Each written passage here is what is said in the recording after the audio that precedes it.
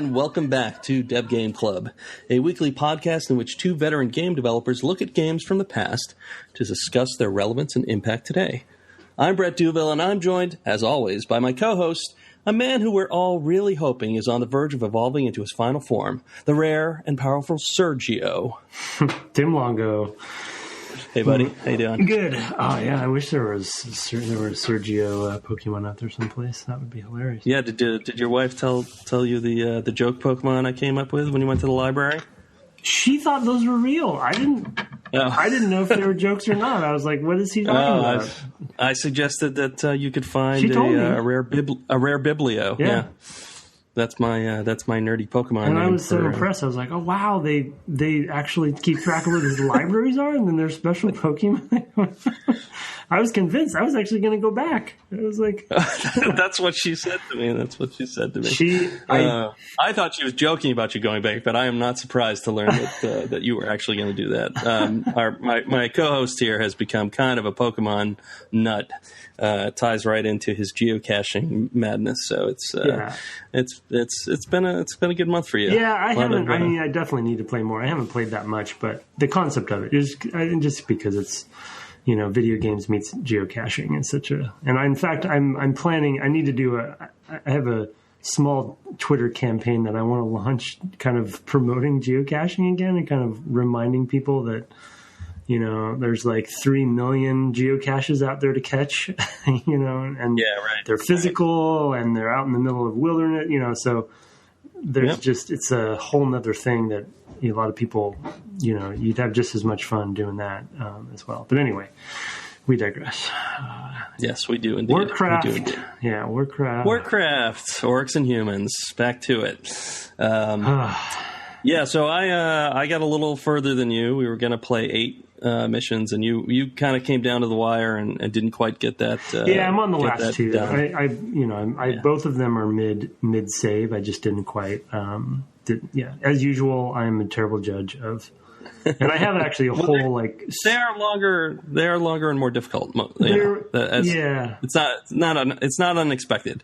And one of the things that actually makes it. That extends the time out a little bit is there comes to be a point where you have basically won. Yeah.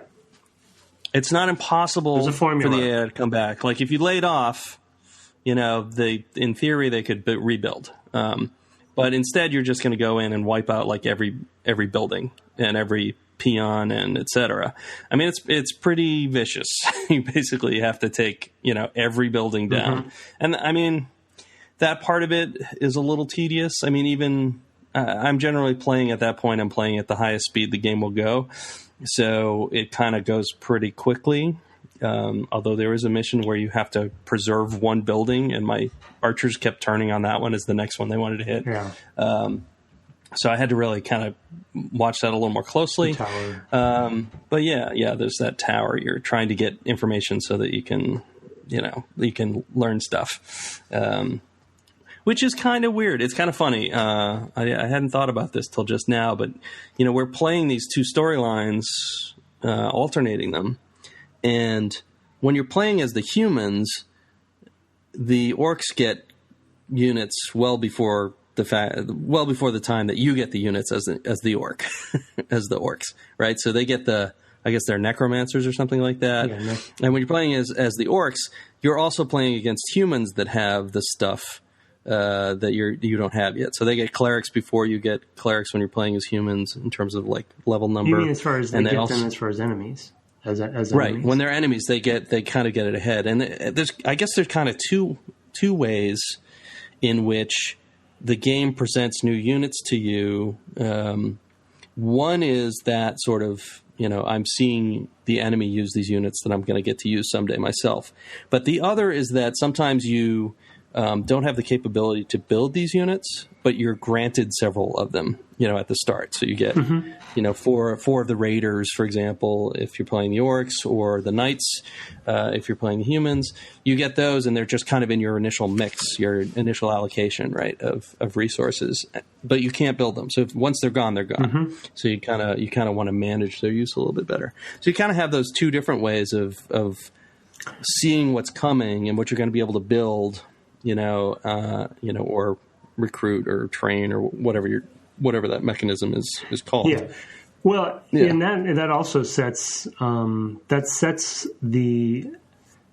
a cadence that they stick with. Being a huge fan of their RTSes and, you know, knowing the rest of them pretty well, you know, that's a staple for them, right? I think, and again, I haven't played Command & Conquer in a long time, so, you know, maybe I'm wrong here on sort of what they learn from each other, but I always felt like when it comes to unit introductions, and I had forgotten that they did some of that in this initial game, they were always the best. You know, the balancing and the reveal of them, and like you said, there are different ways that they do it, but there is that anticipation where they give you, you know, super powerful something compared to what you were used to, and then they allow you to build it. You know, and it's just like a nice feeling of player empowerment and escalation, which is something we always want to do when we're designing something with a linearity like this.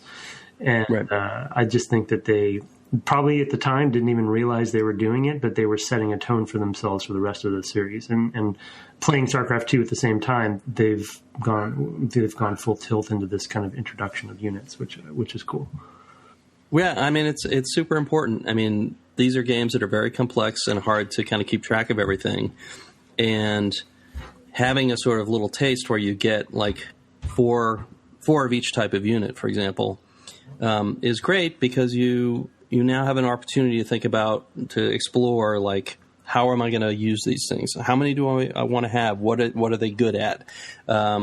Without having to invest, you know, twice as much money to build them. I think the knights are like 1,000 gold or something to build, you know, as opposed to like 400 for a footman and 450 for an archer, right? They're, you know, they're significantly, and you might not want to even build them, you know, if you were, you know, coming to the game, and having them as an option, or you might not know you could build them. Like, you might not even notice that it was there, especially if you're kind of a keyboard junkie and hitting the hotkeys all the time, which I tend to be. So it has a lot of benefits. Right? They're onboarding. And we talked about this last time, but it's, you know, it's largely in the manuals and stuff, but, you know, they don't even, let's see if I forget, I think it might be the Red Ridge Mountain level where they start introducing you to the advanced buildings, right? Because that's when the clerics come in, I think, or something like that. Mm-hmm. If you just look at Red Ridge Mountains being the orc campaign. But anyway, you know, there's a new button down there in the interface to allow you to build advanced. But, you know, I kind of knew to look for it, but they don't tell you about it. So no, they don't. And there's a lot of little things like that they picked up. In fact, I don't think I built any advanced buildings. Well, yeah. So I mean, that's where kennels are probably, I forget where kennels were. Are they in the regular, when you do eventually, when you're allowed to? They're a basic building. Yeah. So. Oh no, they're given to you. The kennels and the. Yeah, I think what happened is in the final human level we were going to play, I don't think maybe you can build them as the orcs, and I didn't notice. I definitely built stables and kennels myself. I didn't. But I don't remember which mission I did it in first. And they're a little bit buried. The other thing, so did you build any blacksmiths either along the way? No, they were there in the sixth mission. There's the ones where you're defending the towns, and if you get them soon enough, they might be there. Yeah. If you get there quick enough, you can actually preserve all those buildings. So you can build them. Yeah, I probably missed that. To be honest. Well, and it's it's so interesting. So you were saying in pre-show. Which anyway, were you on a thread there that you wanted to finish, or do you? No, go ahead. Well, so we were talking about in the pre-show sort of the difficulty, and as usual, I think on this podcast, I'm going to become notorious for not managing my time well. And I think I have a bunch of sort of sub points in this, so I'm going to meander around as usual. But related to your point in pre-show when we were talking, you were saying kind of how you were your sort of your save. Cadence and how you were doing as far as difficulty goes, and how different it was from mine.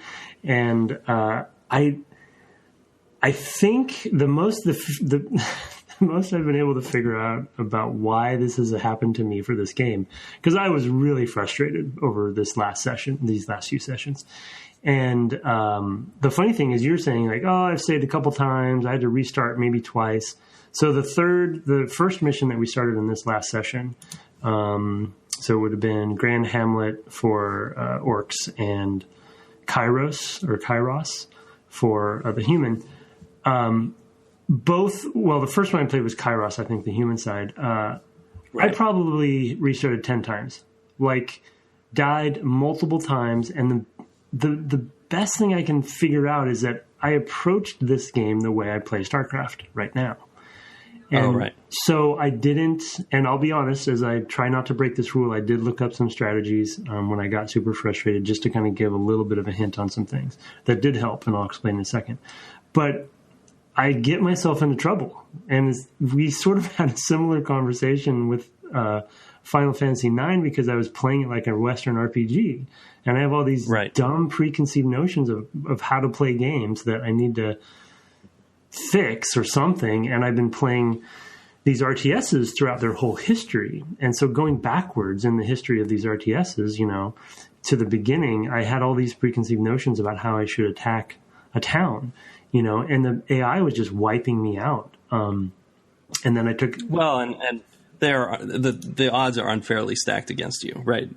They resolve their AI problems by having tons and tons of units at the ready. Yeah. When you try to invade the town, so you have to be very careful as you approach. Well, that's the thing, is like we were kind of talking about the theme of the numbers game that RTSs have gone throughout time, and StarCraft 2, as far as balancing goes, and the way that the AI builds and et cetera, is like really well balanced and really well tuned.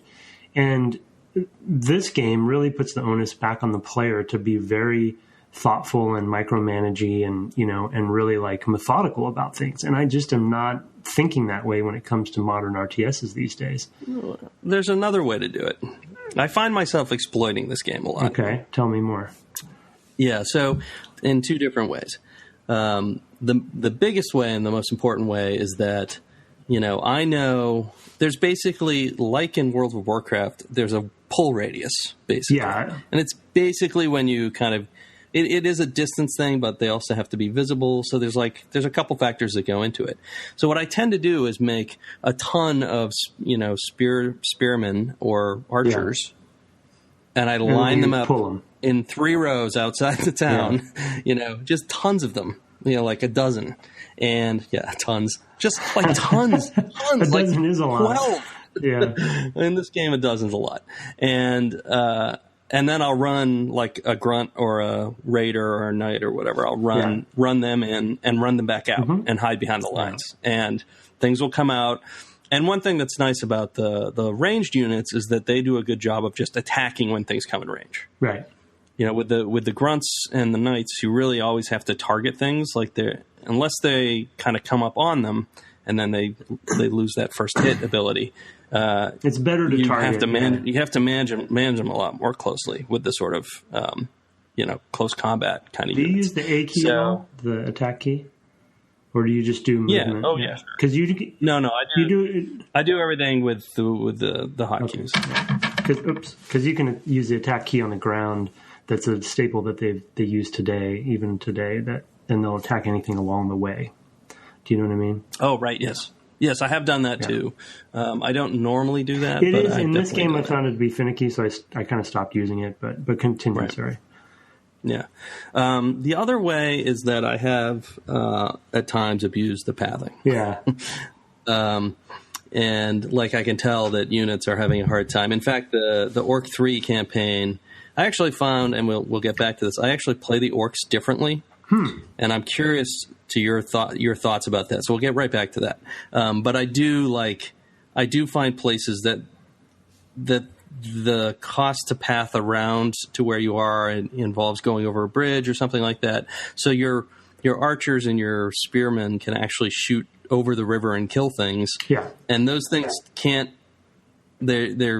The utility cost of pathfinding to go all the way around to you is too expensive, so they're trying to come back the other way. So they basically just keep running back to where you can shoot them. Yeah. It's almost like a tower defense. Exactly. Yeah. It's very similar to feeling like a tower defense. Like plant these guys there, and I noticed that in the third orc campaign, which would have been the first orc one we played this time. I came down to my last 4 guys, my last 4 offensive units, and I ran across the river and was, killing everything I could find. In the meantime, a good-sized force had actually come a different direction and was taking out my town. So if I had been playing a human campaign, I would have brought the orcs back, the humans back, rather, and tried to save the town. Playing as the orcs, I just kept going on my merry raiding way and let them raise the village. Yeah. Like, I just let them destroy it, and I became a raiding party, and I destroyed their village while they were destroying my village. So it came down to us, both sides having a handful of units. I had ranged units, and they did not, and I could pick them off, from across the river. So I ended up but I found that I was doing the same thing in the last of the orc missions, that I would, I tend to be more aggressive as the orcs. Interesting. And I tend to be less concerned about infrastructure and they're starting to take out my buildings. That's okay. That's fine. Let them take out the buildings. I'll keep the barracks, keep them generating stuff, so I can just slow them down so I have enough time to kill off everything else, in their base or whatever. So I definitely. So why do you think that is? Because I don't know. Mechanically, I was wondering only a few. So the archers and the spearmen have, it seems like slightly different. They're tuned slightly differently from each other. But other than that, there doesn't seem to be, and then the magic users, of course. But there doesn't seem to be many differences between the two. Well, I wondered if there was something different in the levels themselves. Well, the maps definitely. So I did a little studying of the map layouts. After I'd finish a map, I'd kind of, would look at the, a map online without any fog of war. Yeah, and so map definitely. The level design has a big impact on that. But my memory, I'm not looking at them right now, but my memory is that there isn't a consistency between the two campaigns where they have a level design thematic level design between the two. They actually bounce around. Like, for instance, there's bridge maps. I don't know if you've noticed this, but the bridge maps, are good for bottlenecks, and then there's maps without bridges, and so you have to change your strategy there. But I think both sides have kind of an equal number of those two things, those two types of map archetypes. But so I discovered the same, and like I said, I read a little bit of strategy to help me along the way. But once I got into that mentality, similar to yourself, like pulling and kiting things, and leading things and basically picking them off, I did it probably more methodically maybe than you were doing, which kind of bogs me down and takes longer for me. And then bottlenecking was the other key thing that I switched my mentality. I was just too aggressive in the early missions, where I was again playing the numbers game and trying to overwhelm, and just the AI cheats enough to where I'm never going to win that way. And so the thing that kind of flipped me around is it's sort of similar to my experience with System Shock 2, in that I started with Psi and felt like I was at a disadvantage, and kind of didn't think I was going to have a fun time. And then by the end of the game, kind of did that 180 where I was basically OP.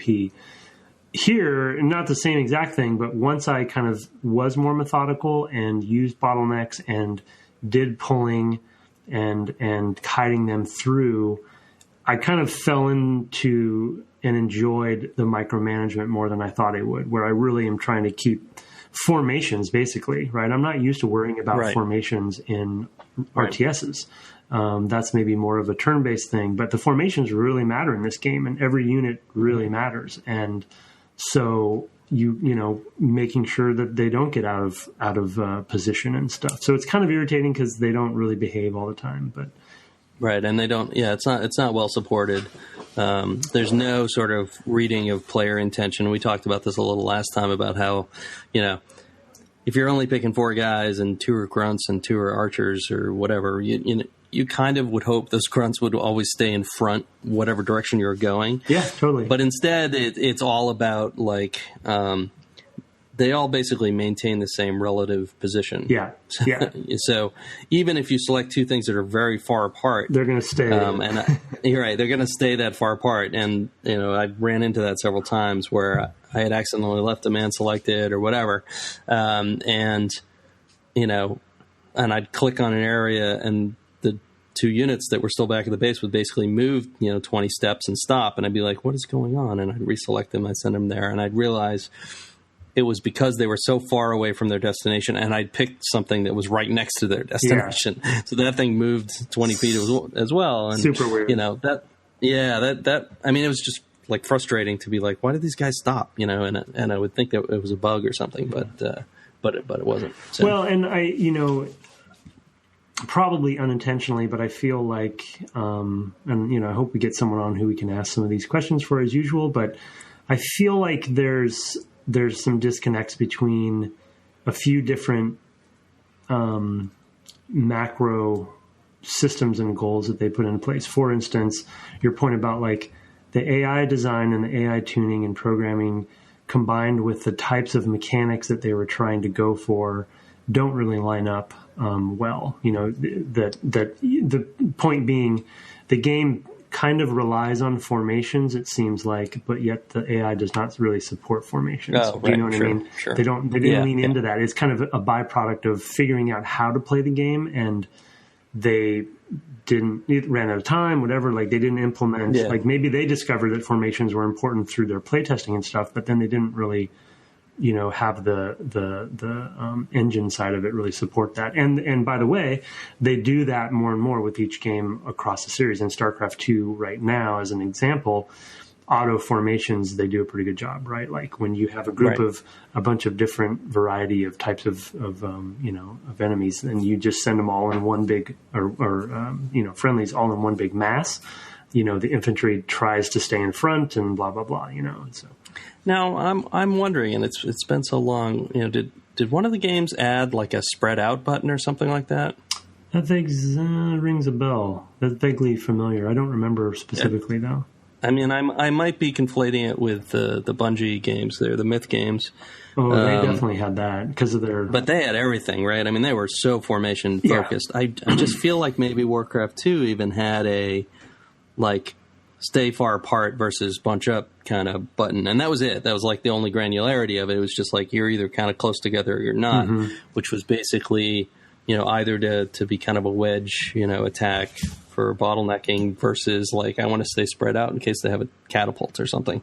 But it's been so long I can't remember. So I'll have to look that one up. Yeah, I don't remember on that one. Yeah, but it was through my usual thing, and I think that's another weird relationship I'm going to have with this podcast, because as we've talked about many times, because we're playing weekly and I'm always going to have time pressure, right? And even though I try to, ration my time out, there's always that sense of urgency that I feel. And so my frustration grows. And then when we're playing these older games where usability is not a priority, and I just get into this downward spiral. And then, luckily through probably every game we've played so far, I do eventually I have to have faith that I will go through the mire and come out the other side and have some sort of unexpected enjoyment of, revelation about something about the game, which happened here because I was playing like a modern RTS, and I, eventually realized that the micromanagement side of it is kind of the key for me, at least.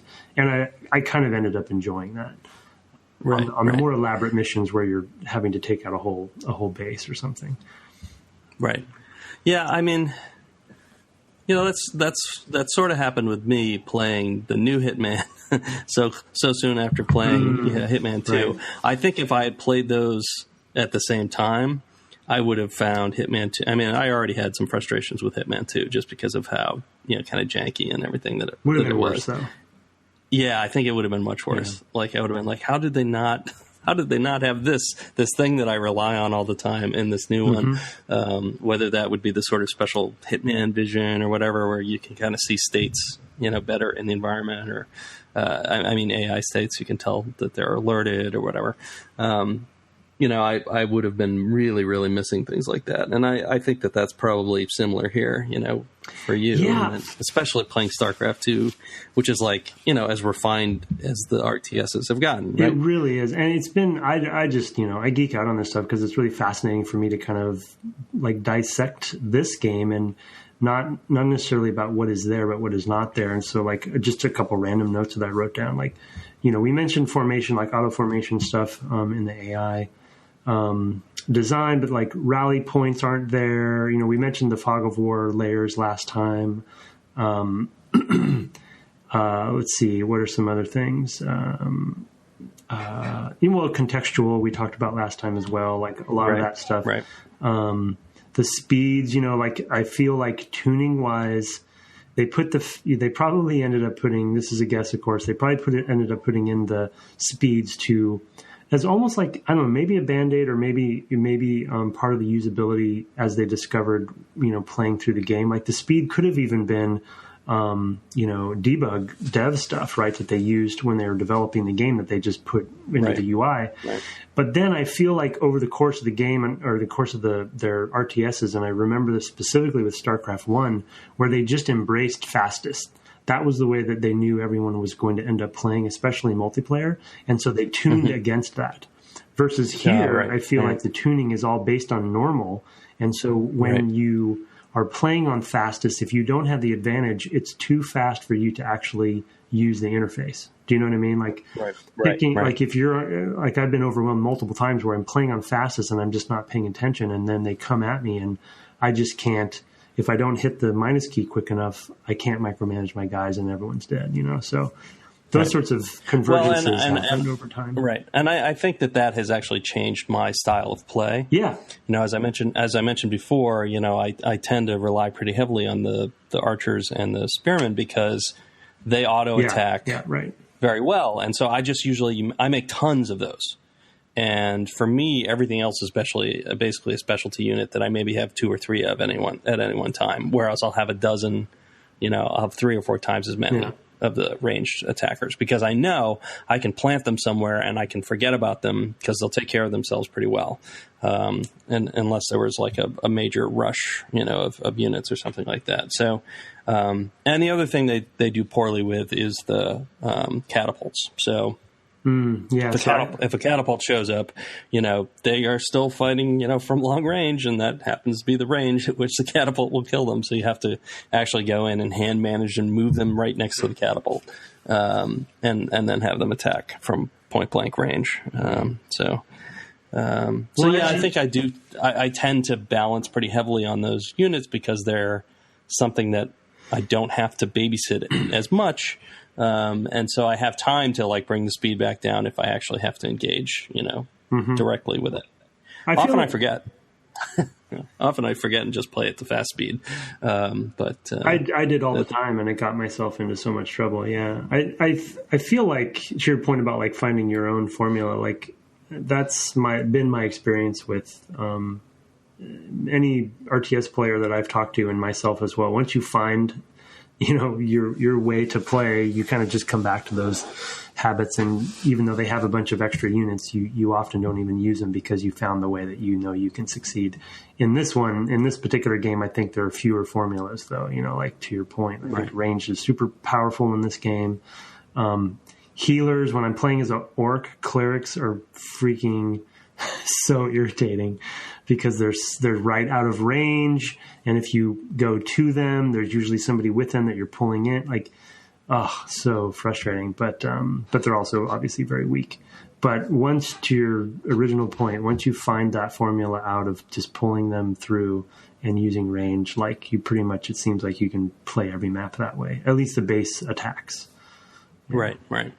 Yeah, I definitely find myself doing that. Are you having fun with it, or is the micromanaging? Oh no, I'm having a blast with it. I really enjoy playing it. It really takes me back because I really stopped with the original StarCraft. So I played a lot of Warcraft 2 especially, but I did play this game. I definitely did. Last time I was unsure, but now that I've played more of it, I'm like, oh no, I've definitely played this game. And I didn't remember things like the cutscenes and like, but playing the pure play, I'm like, oh yeah, I totally. Everything came back. A lot of the stuff's the same in Warcraft 2, but missions and things like that, I'm like, oh yeah, I remember doing this. So I may not have played both campaigns all the way through. I don't recall, and I definitely played a fair amount of LAN multiplayer with this and with Warcraft 2. So that was the big. That was big. Warcraft 2 was great. It was, hey, it's good to be a grad student when multiplayer gaming comes along, I tell you. Actually, these games were the games that I probably most, as an adult, most actively thought about how I would actually program them. Because AI right. That was a big focus for you. Yeah, AI is how I started out in the industry, and it was my interest. It was one of my interests while I was in grad school. And so I thought a lot about how to actually build a thing like this, right? I mean, just like how would I approach this? And, at the time I was learning C++, which was new, and I thought about how you would, what things would you inherit and all this kind of like very techie, not very interesting stuff to discuss. But I definitely remember explicitly thinking through things like those very, very deliberately. Did any of that... Literally like back of envelope, design of like, oh, this is how I would do something like this. That's cool. I never knew that. Did any of that... Because in Starfighter we had some of the ground missions where we had, ground units that you would interact with. Did any of that stuff make it into Starfighter? No, it didn't, because in... Just different goals. Yeah, I mean, it's really that the pathfinding in Starfighter was so brain dead. Yeah. In fact, there really wasn't any. It was mostly right. Yeah, and it was all up to the level designers, mission designers to script how those things were going to walk.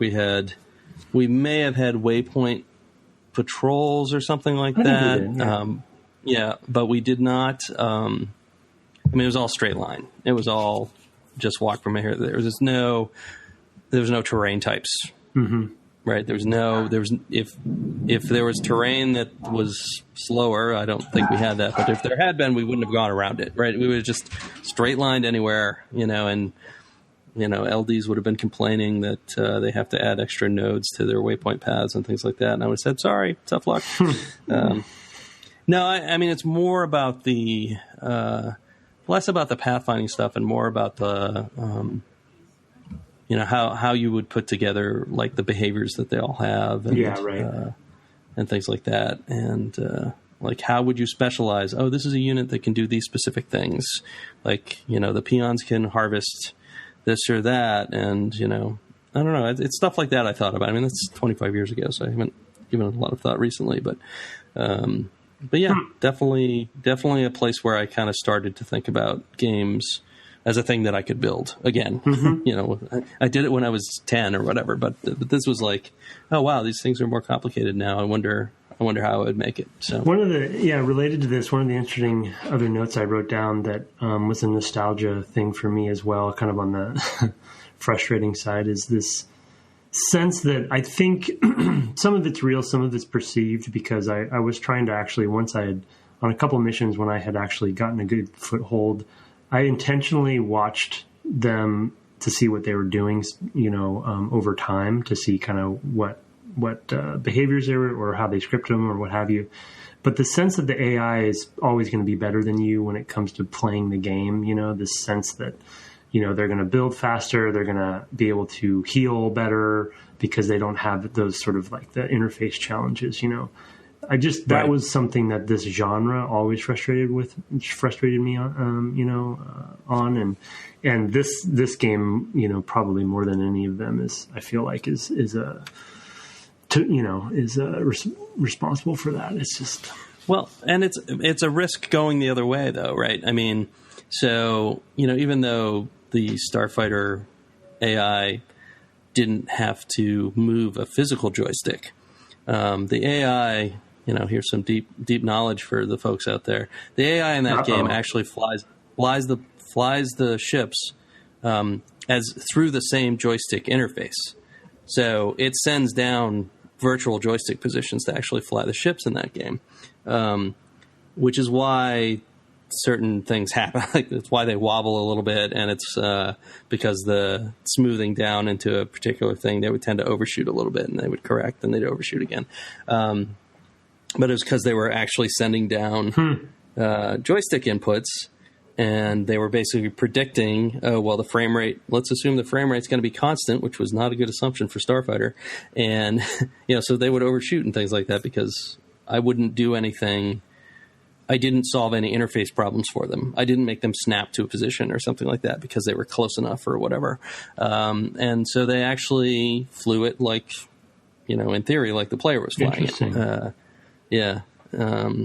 And part of that was, it was actually just how I thought about the problem. I wasn't trying to write a super controlled flight model that they could perfectly direct or anything like that. I was trying to make something that would behave sort of like the player would, and because of that, we ended up with, some behaviors that just kind of ended up being surprising. They would scissor, like real fighter pilots do and things like that. So, that's cool. I don't know if you... Yeah.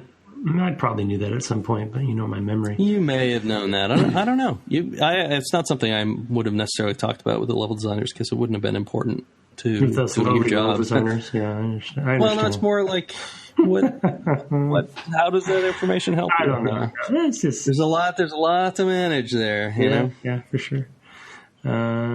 So we do need to talk about dungeon missions, though. So do you want to take a quick break? And you want to take a quick break and come back and bunch of things to talk about. Hit the dungeons. Yeah. Hit the dungeon together. Yeah. Welcome to my dungeon. Oh, okay. All right. We'll be back in a sec.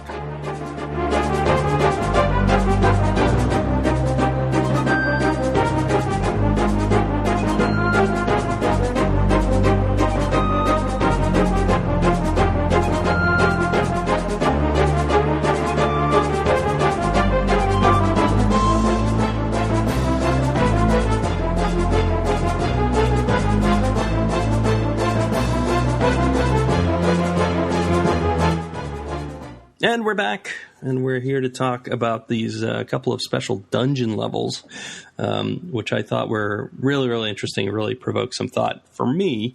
But what'd you have to start with on that, Tim? Yeah, a few different things came to mind, and I can't wait to hear your thoughts. Interesting, unexpected thing that came up. Obviously, we talked about like the pulling and kiting. Essentially strategy or tactic that is good to employ in this game. It seems like kind of a staple to really use. Becomes critical in the dungeons, and I had this weird.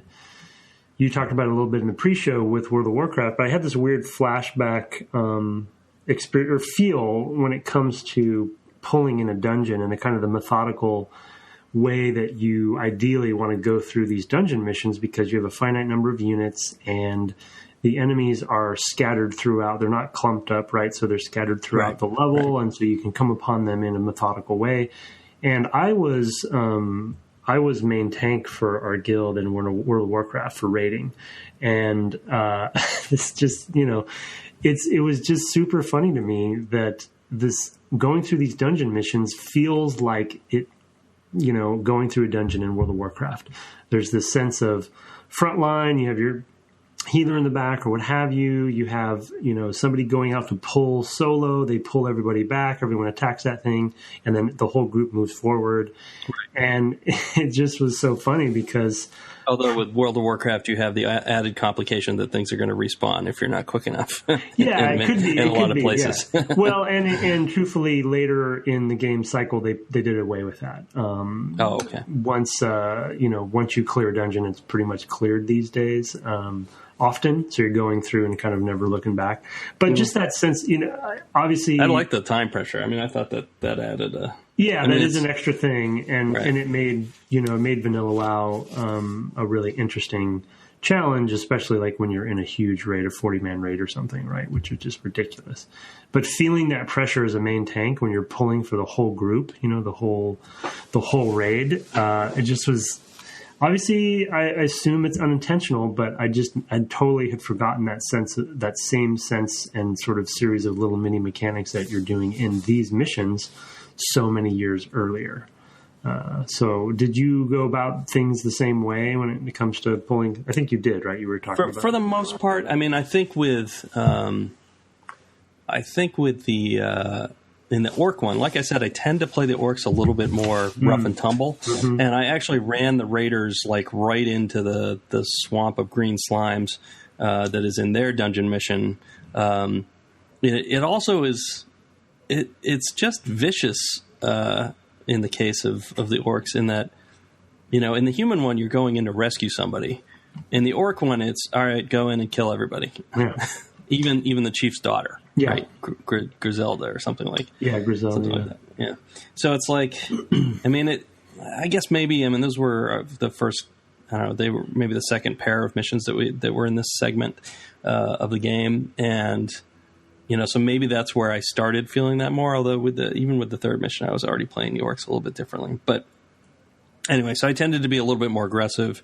Part of it is a mild amount of impatience. This game's pacing is a little slow for me most of the time. Things take a while to build, and that's fine. It totally, back in the day, it did not feel that way to me.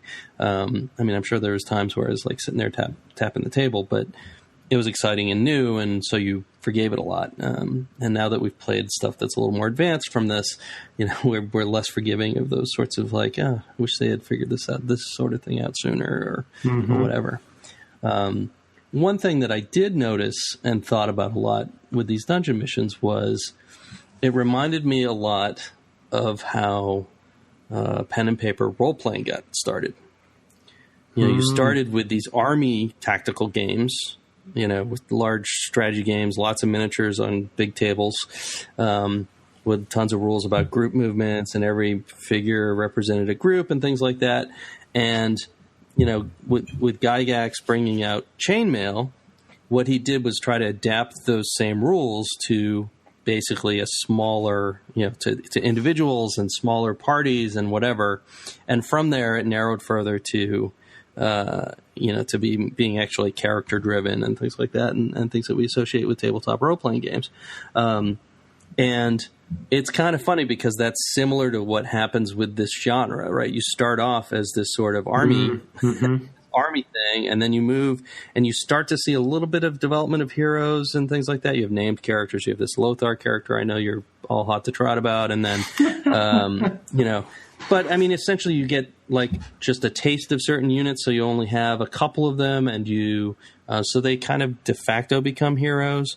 But then, as you said, with Warcraft 3, they go into that, all the way, and the characters, the hero characters are named, and they develop over time, and they basically become the chainmail equivalent of the heroes, right? They're still in these big battles, but they're MOBAs too. And then exactly. And then to further the evolution to MOBAs, the funny thing is, of course, is that, role-playing games on the computer were already out for a long time before the RTS genre. So it's it's not going to evolve into a role-playing game because the role-playing games were already long established, before any of this, tabletop ones were, and computer ones, before this genre even came along. So it's just funny. You almost, with the MOBAs or whatever, you're seeing what could have been a different evolution for tabletop wargaming. Yeah. Because basically, in the RTSes, they didn't have to go to, or even tactical, other sorts of tactical, wargaming on computers. They didn't have to go to role-playing games next because role-playing games were already there and other people were doing that stuff. So they had to find a different direction they were going to go. Yeah. And so that was really interesting to me that, of course, they had more horsepower. And so they started doing okay, well, we can do even bigger battles and, more stuff with real time. We can make it easier to select larger groups of units, et cetera, et cetera, et cetera. So they kind of went bigger and bigger for a while, as we've talked about. Yeah. And now it's narrowed back down because I think, fundamentally, I think people tend to want stories that are about individuals, rather than stories that are about, large groups. I don't remember a lot about individual levels I played in StarCraft. Well, yeah. I mean, I can remember strategies, but I can't necessarily remember. And I tend to remember the things like we talked about last time, like Kerrigan turning into whatever, a Zerg Queen or something like that, and like the different characters and things like. I remember those storylines, but I can't look back and think about what the missions felt like. Well, I think that's saying a lot, though. Frankly, that you even remember Kerrigan, or I don't know. Do you remember Raynor at all, or any of those characters? I do. Yeah, I do remember Raynor as well. Yeah. Yeah, for sure. And I know this is a really good point.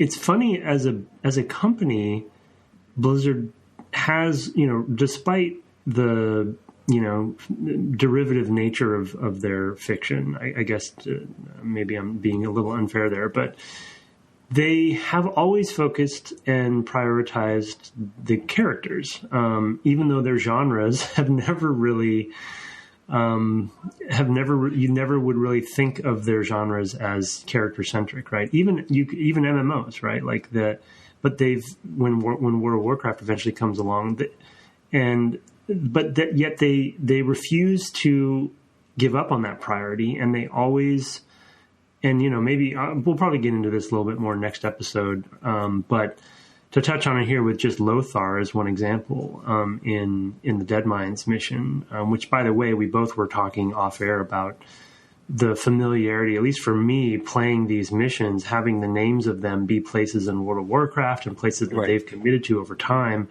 and a little bit of a, I guess, tiny spoiler down the road, the two ending locations for both campaigns are really important places in the fiction.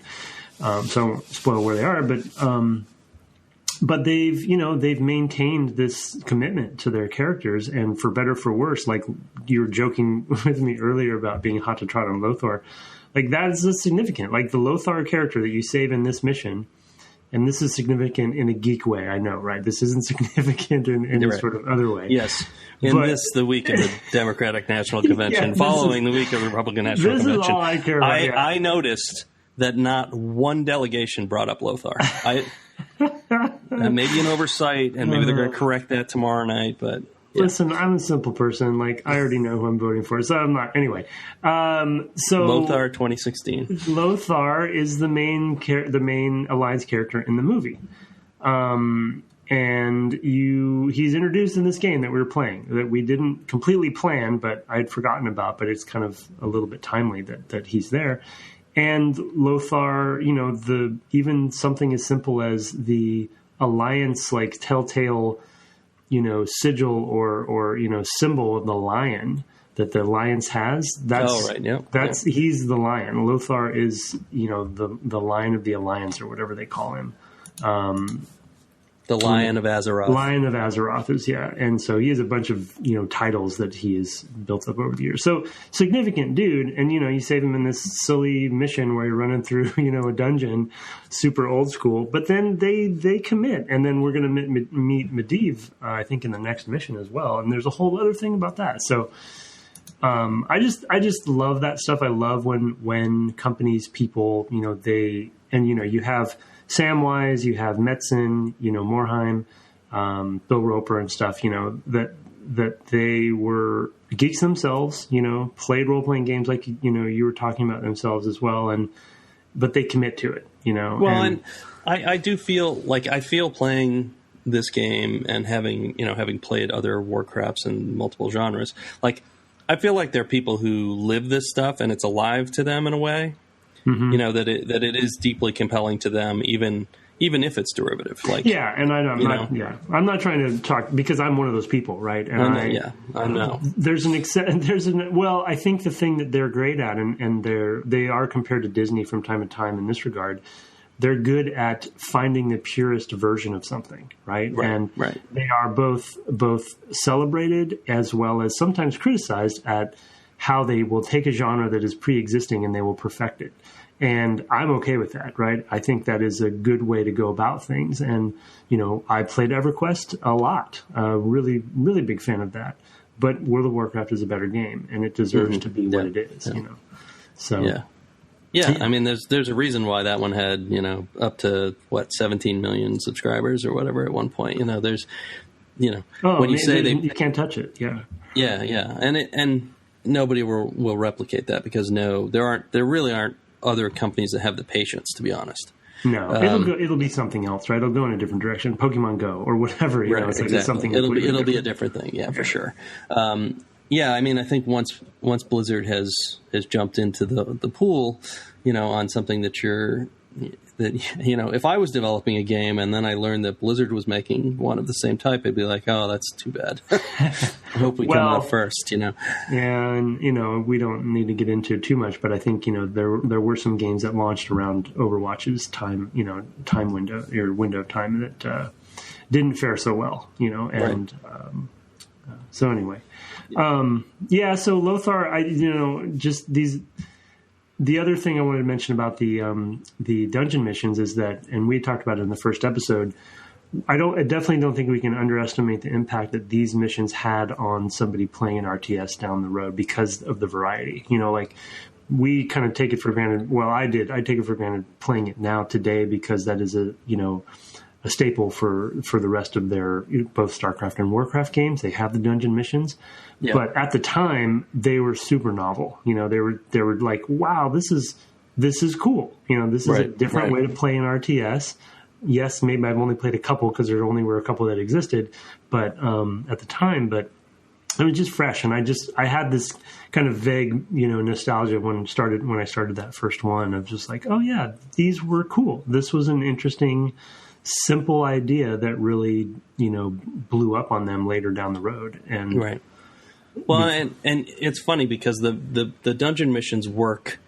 They work pretty much against, it's already difficult to move your army around in the game generally because of selection stuff for a number of reasons, usability, but also just like, here it's cramped, and it shouldn't work almost, right? Right, exactly. It's and in a way it doesn't, right? Because the archers can shoot through the walls. Yeah, it's not the best. Yeah, right. I mean, it's not the most perfect version of this. I didn't discover that about the archers until fairly late in the level, and I was like, oh man, I wish I had known that earlier. I definitely would have exploited that. I'm fearless about exploits. I used to do that all the time. If a game gives me a way to beat a thing that, even if it's tedious for me, I will happily go ahead and do it. I'm on that side as well. It's like if the game allows you to do it, then Yeah, I think Dark Souls is based on that whole concept. Right, sure. Like. In fact, at the end of at the end of Demon Souls, there's a very difficult, the final boss thing, and I stood at the furthest possible. Like if you didn't enter this room, he wouldn't move up to you, and I shot him with an arrow from far, far away again and again. It would only hit him one every 3 times, and it was absurd what a waste of time it was to do it that way. But I couldn't beat him head to head. I was not good enough, and I did not want to. Yeah. That's one thing about those games is you get to the end, and it's like I might not be able to finish this game, and that is a frustrating feeling. But then with the exploits, you feel clever, like, oh, I've outsmarted things. It's like, I don't know. Is that so bad? I don't know. No, I don't think it's bad at all. I mean, I'm sure some of these things they knew about, right? I mean, the pulling and stuff like that, they can't have not known about that. And I think as much as we talked about sort of developing through the multiplayer aspect, there's things that the AI will not do like a human being will do, right? I mean, a human player is, unless they've been instructed to, because this is the way the game's going to play, they're not going to get pulled like that. They're going to, one unit would get pulled and they'd be like, oh, I will just send my whole army now because now I know where he is or whatever. It's a very, very different. I think some of those things are very hard to do. Whenever you play a game where there's like a dungeon master who is meant to play in a specific way, there are board games like this where there's effectively a dungeon master, like Descent is sort of like this, where although there's a fair amount of latitude for the DM or for the the game master, there's a fair amount of tactical latitude. Often there are like strategic cues of like, you're only allowed to do this after this happens, or on this turn you're allowed to deploy these monsters, or whatever, or when they move into this room, this can happen. And you have choices, but it's pretty prescribed, basically to maintain fun, in case there's a dungeon master who's a little bit over exuberant about killing his players, it tends to be that way. Or even a simple card game like there's a card game called Falling, where it's kind of a sick premise, but it has to have a game master that puts down cards. Right. And basically everybody who's playing has just jumped off the top of a very tall building. And so on the way down, they've decided that the person who wins is the person who hits the ground last. So oh my gosh. There's a game master, basically the dealer, who is just flipping over cards at a constant rate, because you're only allowed to play things from your hand and like move cards around and things like that. But if, before the card is played on you. So you're trying to react in sort of real time, but to do that, you need basically a mechanical object, a mechanical game master who's just playing them, on a beat. Right. I see. Yeah. Right. So that it's fair for everybody. Like if you give somebody twice as much time, they're going to have a lot more time to strategize about how to keep the person next to them from pulling them closer to the ground or whatever. It's a really funny, silly, stupid game. That sounds hilarious. With a really dark premise, but it has that sort of same mechanical thing. So anyway, yeah, I mean, it's stuff like that when you're developing a game like this, that the AI is only going to be able to do certain things. Like the formation thing totally feels to me like a thing that they expected to have and couldn't get it in. And you could tell. Well, you could tell in the unit design that they'd thought about. It felt like they thought about formations, right? They just didn't, like we talked about before. There was a disconnect or the disconnect between other systems and designs, or they just didn't fit. They didn't see it through. And I think we talked about this last time, or maybe it was off air, but I think timeline wise, we realized that Warcraft 2 actually just came out the next year. Right. Which I thought about after the fact. Very not Blizzard, right? Like that's not what they. And to a certain degree, they weren't really Blizzard yet. No, I know. Yeah, they were finding their way to being Blizzard. Yeah, these couple of games are really the ones that started them on the path. And I think these games gave them the permission, right? I think that their focus on quality and in these early years is what allowed them to give them that breather down the road. Yeah. I mean, it's wild to think of Warcraft 2 coming out so closely after this. Especially considering, of course, this is mostly from memory, but I think of Warcraft 2 as being a much clearer, cleaner experience than this. And it's only a year later. Right. Yeah. It did feel like a more fully realized version. And better storytelling and, just a lot of stuff that I think they really pushed forward. The one thing that is, I guess I'm thinking about it now with that cadence, is that they have generally been very good at essentially expansion packs, right, or expanding. And if you think of Warcraft 1 and 2 kind of that way, even though they also had an expansion for Warcraft 2, because they are similar enough games, right? That is a cadence that they've always kept. Just World of Warcraft, the new. Legion's coming out this month or next month. So, Well, and all of them. I mean, StarCraft, the original StarCraft had Brood War, or something like that. Yeah. And then StarCraft 2, you said you're playing the second or third expansion? Third. I mean, that whole game was basically, they built, they structured it around being expansions, right? It's like they just cut it into 3 pieces. And right. Somewhat controversial, but then they pulled it off. Well, if they deliver, and they do. They tend to. I mean, that's...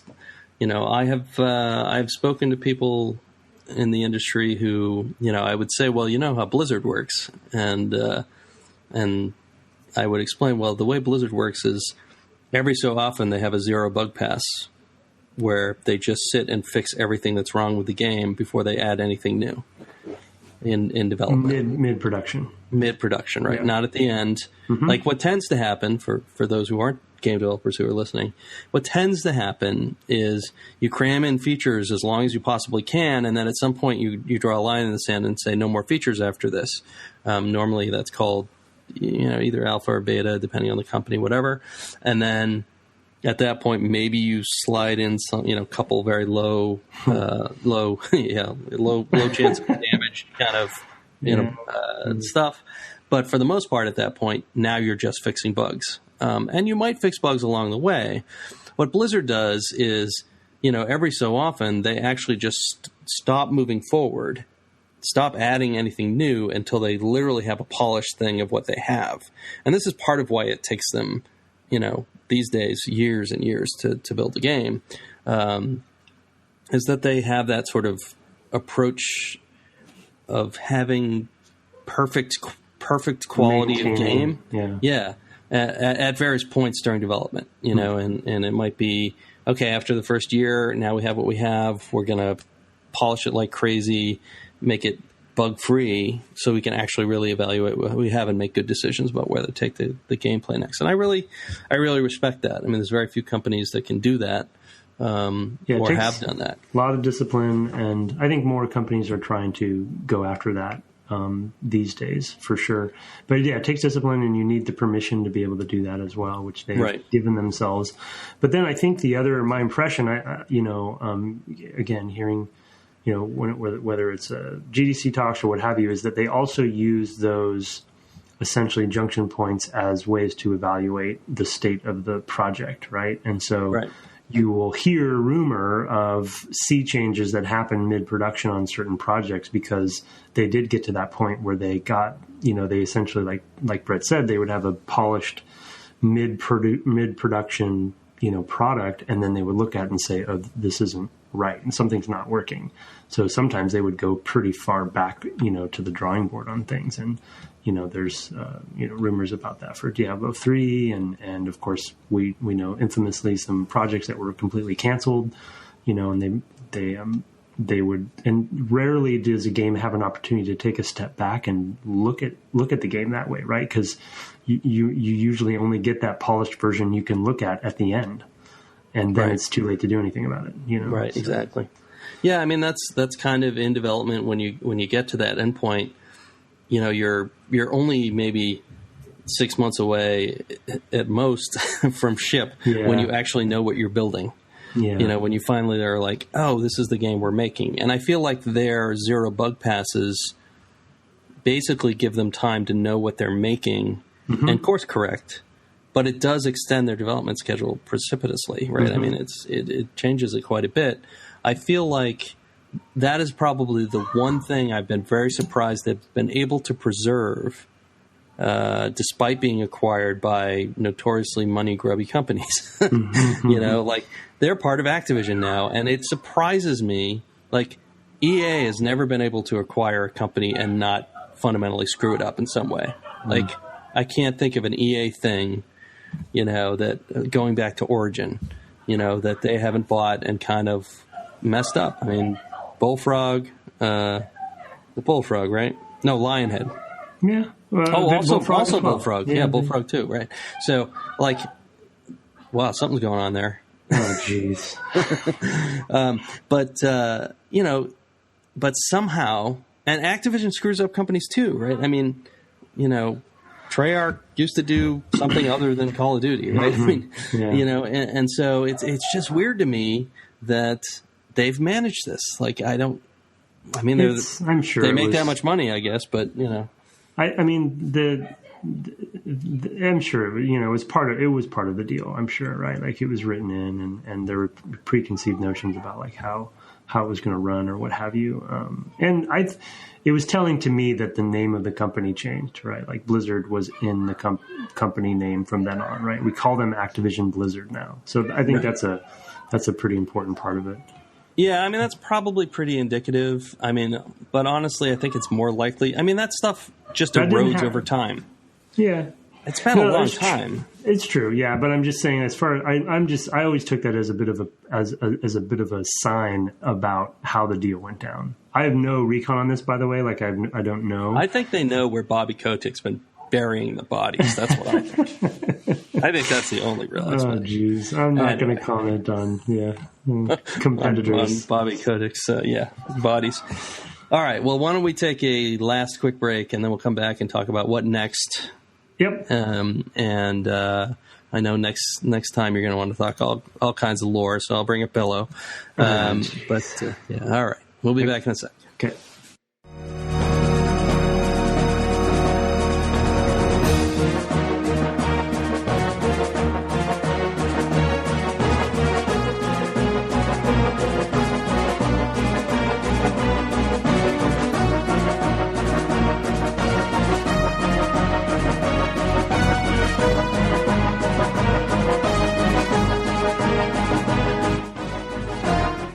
Welcome back from our second break. We really just have to tell you what we're playing next, as far as this goes, and what to play moving forward. We're going to play, I guess, 7, 8, and 9 of both the humans and the orcs, continuing to alternate. Yep. How's the alternating working out for you, by the way?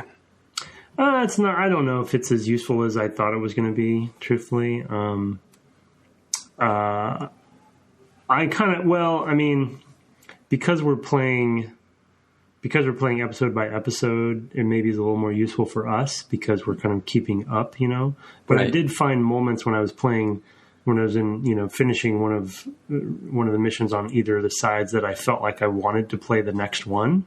Right. You know what I mean? Because there was a sense of continuity there, because they're not as connected to each other. The two campaigns aren't quite as connected to each other. But there are some crossover. Yeah, there's definitely some crossover moments. But I think it's not as useful as it really. We probably could have gone either way. I actually feel like we probably could have played just one side. Just one side, or like you could have played one side and I could have played the other, or whatever. Yeah, that's true. We could. Maybe. I think the one thing I do like about it is seeing the rollout of mechanics and units on each side, right? And the kind of so there's much more of a basis of comparison between the two. Absolutely. I mean, I think that. I mean, I'm just thinking along the lines of our audience, because I know I had some feedback saying, "Wow, this game's way slow." In addition to the sort of speed up, slow down, kind of stuff that I do, I do feel like these missions pretty closely replicate one another in terms of actual, here's what you're going to do. Mechanics and stuff. Yeah. Well, more just kind of like level setup. Like, okay, it's going to be a level with a bridge and there's going to be a village over there. You got to kill everybody in and burn to the ground, etc.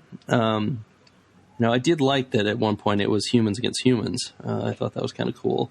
And those sorts of things aren't consistent from, orc side to human side. So there are pleasures to be had in each.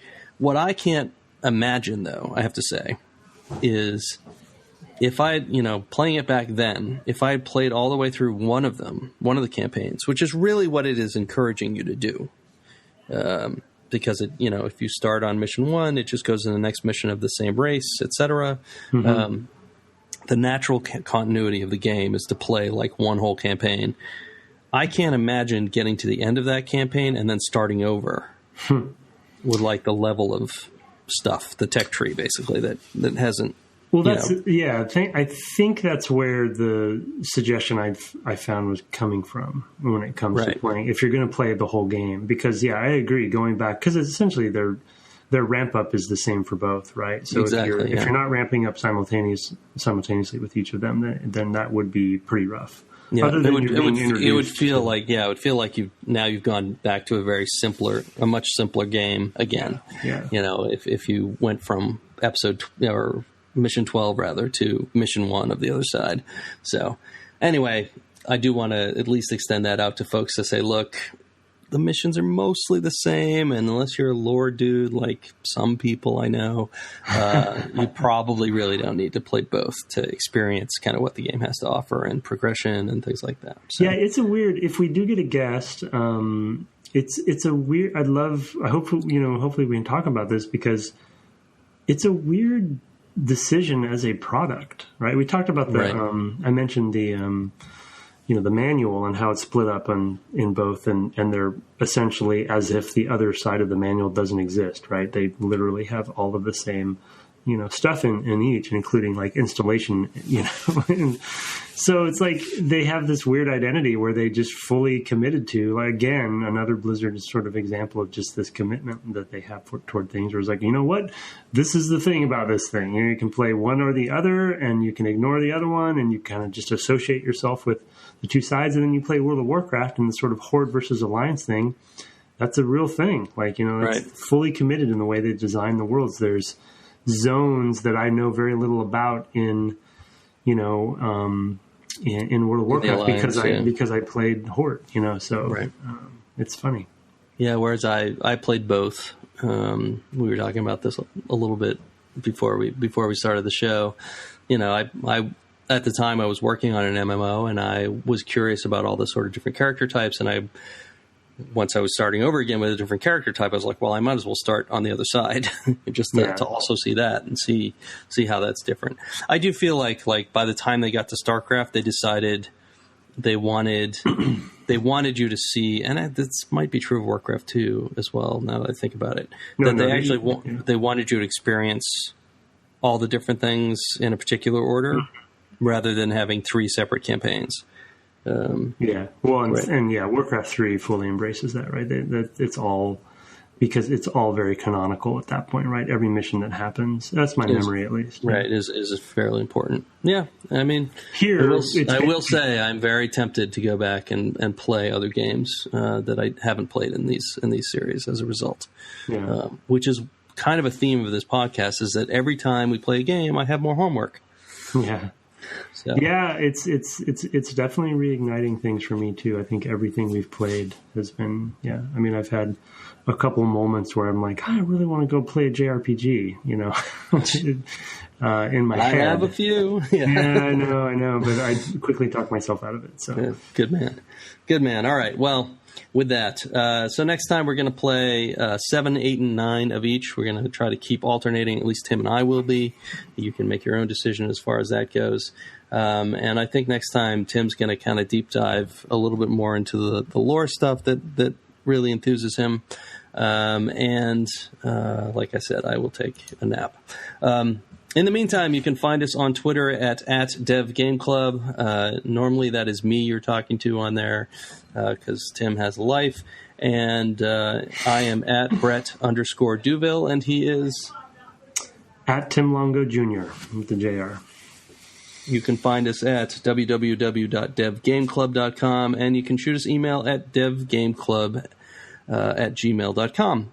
And if you have a moment, take your phone, the thing you're listening to us on, and maybe go rate us on iTunes. It'd be really great to have some more. I gather that's how you reach new listeners, and that would be really, really terrific. Thank you for doing that. If you have, in the meantime, 5 stars is the right number of stars. We've got that average going. We want to keep it there. We can only go down. So keep it up. Keep it up. Keep it up. All right. Well, thanks very much. And we will talk to you next week as we return again to the world of Warcraft. Good night. Good night.